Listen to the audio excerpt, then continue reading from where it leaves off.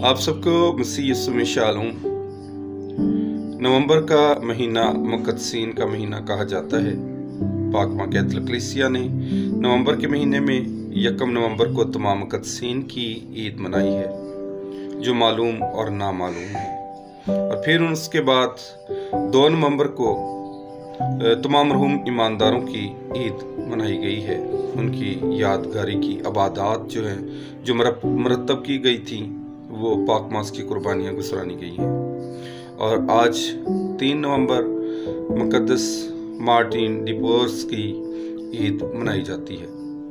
और मुक़द्दस Martin D pores जो है, ये लातीनी अमेरिका में पैदा हुए और ये 11 साल की उम्र में कहानत का शौक़ रखते हुए डोमिनिकन जमायत में शामिल हो गए, जबकि इनके वालिद ये ना चाहते थे। इन्होंने अपने घर में गुर्बत देखी थी, लेकिन इनको घर की जिम्मेदारी पर लगा दिया गया और ये बाहर से खाना इकट्ठा करते और राहब खाने के लिए लेकर आते थे। लेकिन इनको ये इख्तियार हासिल था कि उस खाने में से दूसरों की मदद कर सकते हैं। इन्होंने बड़ा काम ये किया कि ये शिफा खाने के इंचार्ज भी बना दिए गए। तो इन्होंने बीमारों की बड़ी खिदमत की है, नेक सामरी की तरह। और फिर अक्सर औक़ात इनसे शिफा खाने में मौजज़ात भी हो जाते थे। फिर उसके बाद ये वजद में आ जाते, फ़िज़ा में बुलंद हो जाते और उसके बाद एक ही वक्त में 2 जगहों पर मौजूद हुआ करते थे।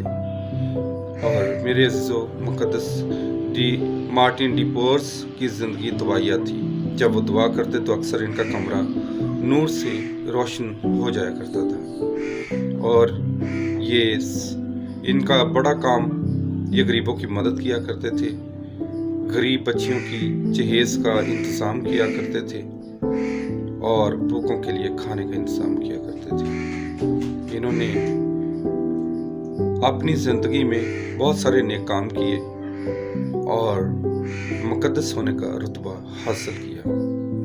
हम भी इन नेक लोगों के खुदा के शुक्रगुज़ार हैं कि जिनकी ज़िंदगियों को देखते हुए हम अपनी ज़िंदगियों को भी बदल सकते हैं और खुदा के रास्ते पर चला सकते हैं। आज का दिन हमारे लिए बाइस से बरकत हो। और आखिर में हम दुआ करते हैं अपने आज के दिन के लिए और आज के दिन के मुक़द्दस मार्टिन डी पोर्स के लिए कि वो हमारे लिए खुदा से दुआ करें।